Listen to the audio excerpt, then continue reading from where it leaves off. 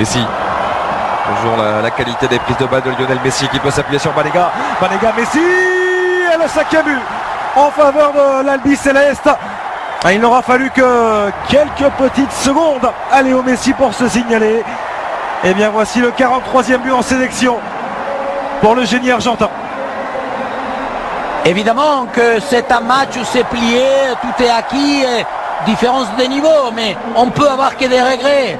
Parce que, je disais, le football, ça se joue d'une façon et il y a des joueurs qui sont faits pour s'entendre. Et la preuve, ces deux hommes-là, Messi, regardez comment Banega, il se met d'abord entre les lignes. C'est lui qui joue le rôle d'avant-centre pour ce que je dis tout le temps de Messi. Il faut le favoriser, il faut lui ouvrir l'espace parce qu'il finit, lui, mais au départ, il est dans la salle d'attente pour trouver le 1-2 avec un Banega. Des joueurs qui peuvent que se comprendre, ils sentent le même football. Et là, il va ouvrir vers Léo Messi. Le bon contrôle de Messi dans la surface de réparation face à Agbo. Messi qui cherche à se remettre sur son pied gauche. Messi, et le doublé également pour Lionel Messi. C'est 43 et 44e but inscrit en sélection.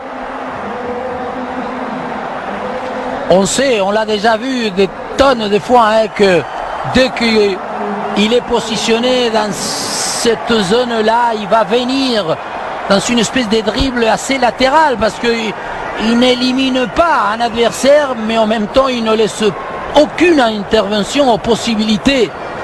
Dès que ses défenseurs puissent le faire, ils savent, tout le monde, ils sont convaincus qu'il va revenir latéralement.